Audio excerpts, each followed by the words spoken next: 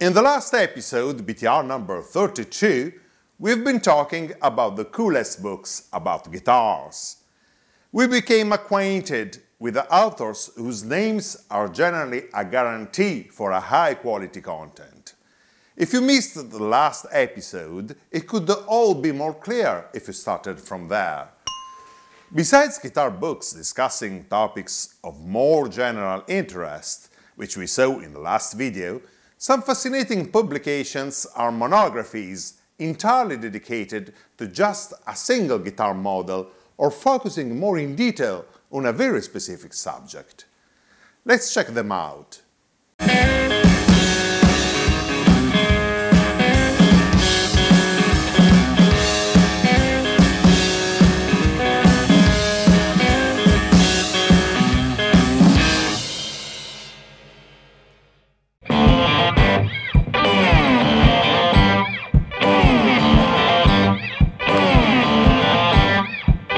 Especially the most iconic guitar models can boast a rich bibliography. Let's start with the first solid body guitar ever introduced on the market. Exactly 70 years ago, Fender presented the first version of what would become the Telecaster at the Chicago NAMM show in July 1950.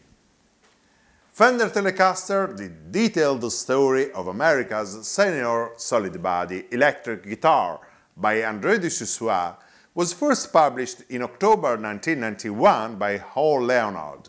I bought it in 1996 at a music fair in Milano.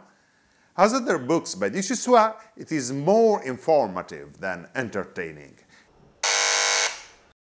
It offers exact technical details and historic information on the evolution of features and specifications, a great reference for dating vintage Teles.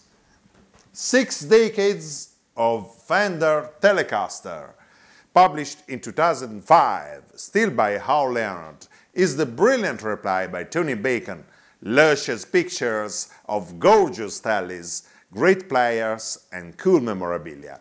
In July 2012, when the 6 Decades anniversary had passed, the volume was simply renamed the Telecaster Guitar Book, a complete history of Fender Telecaster guitars. Dave Hunter gave his contribution in October 2012 when he released his Life and Times of the Guitar That Changed the World, even more on the entertaining side. There's an expensive book intended for professionals and collectors that puts an end on any research on the early Telecasters, the so-called Blackguards. The Blackguard, a detailed history of the early Telecaster years 1950-1954, was self-produced in 2005 by the author Nacho Baños. I got my copy in 2006 directly from his website. This volume is actually much more detailed than the title describes. Someone said that it's a gallery with 500 art prints, but it also contains the most nerdy technical details and rare materials that you could ever imagine. A rare case of a book on the nerdy edge with elegant graphic and breathtaking pictures. Strictly recommended only to hardcore Blackguard aficionados. More on this masterpiece in a future BTR episode. If your favorite guitar is the Stratocaster, you will feel just as spoiled for choice as for Telecaster. André de Chussois, as always, leads the game with the Fender Stratocaster, first published in 1983. The following editions are enriched by a foreword by Eric Clapton, a great overview of how the instrument changed over time. Tom Wheeler dedicated 2 volumes to the Strat, about 10 years apart. The Stratocaster Chronicles, celebrating 50 years of the Fender Strat, was awarded Book of the Year 2004 by Vintage Guitar magazine. This official book, with a CD attached, authorized by Fender, was in fact intended as a celebration of the golden anniversary of the Stratocaster. It also features a foreword by Eric Clapton. It seems that with all the 4 words he wrote, Clapton could have written an entire book of his own.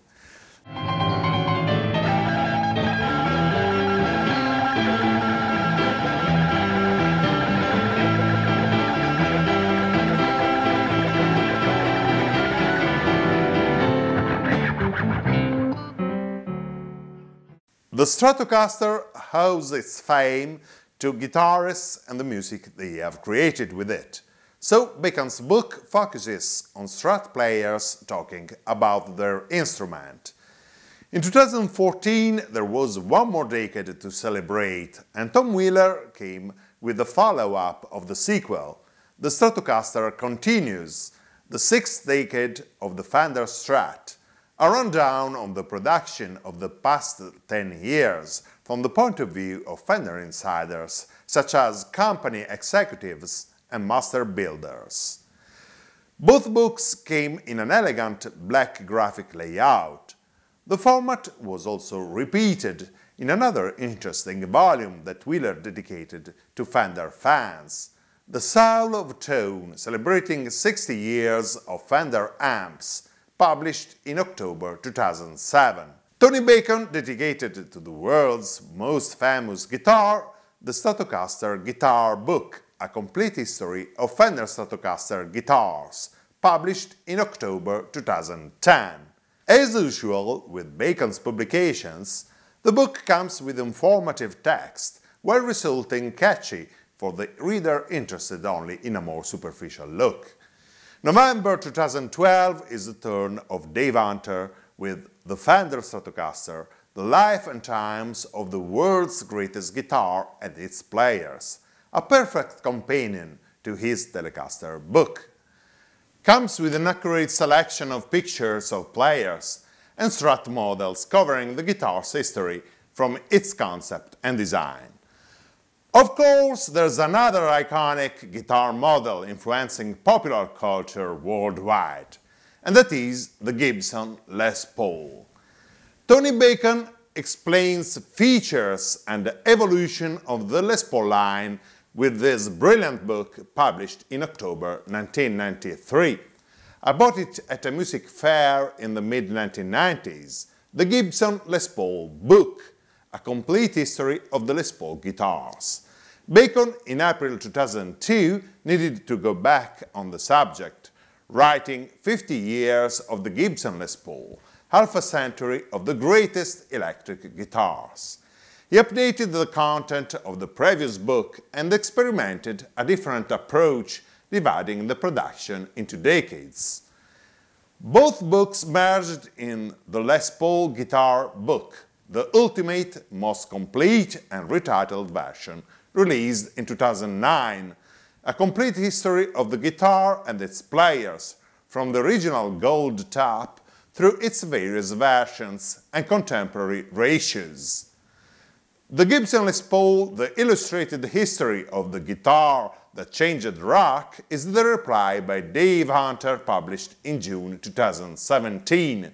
But one model of Les Paul in particular garners most of the attention in the imagery of players and collectors. Of course, I'm talking about the revered Sunburst finish standard, made between 1958 and 1960, considered by many the Holy Grail guitar. Some great books are entirely dedicated to the myth of the burst. The first important book narrowing the focus on this subject is Burst, 1958-60, Sunburst Les Paul, released in June 1994 by Jay Scott and Vic Daprat. The book presents a photographic rundown of bursts, where accurate captions highlight different details and interesting features of each model. There is no proper storytelling or narration. Manerometer indicates a very specific content, with more insider information. Also, most of the pictures are black and white, so this is not really an entertaining book for beginners. Another important homage to the burst came from Yasuhiko Iwanade in Japan, The Beauty of the Burst, Gibson Sunburst Les Pauls from 58 to 60, the original Japanese edition from 1996, was translated in English and published by the unfailing Hall Leonard Corporation a couple of years later. The book sports a foreword by Ted McCarthy. It is way more accurate than the Burst book, with plain graphic layout, lots of color illustrations, and good informative content. Definitely a must-have for every Burst fan, especially those who cannot afford a collection of original Bursts. In 2013, Vic Daprat opens the saga Burst Believers. This is the first of 5 volumes. As the title suggests, the volumes offer an overview of Burst pioneers and their axes. Players and collectors proudly show their cherished babies and share their experiences and stories. In 2014, Tony Bacon finally dives into the Burst mystique with the book Sunburst. Bacon repeats his successful format. A main story accompanies a generous selection of beautiful pictures and a handy reference section with technical details at the back. Many other monographies are available for aficionados of specific instruments or brands. Walter Carter, co-author of the Groen's Guide, wrote about Martin. Tony Bacon wrote a book on the 335, one on the SG, one on Gretsch guitars, and one on Rickenbacker 12 strings. There's an interesting biography of Paul Bigsby by Andy Babuk. Marco Ballestri wrote a very detailed and documented book on the story of Antonio Vadré Pioli, builder of some of the guitars with the most amazing and advanced design ever made.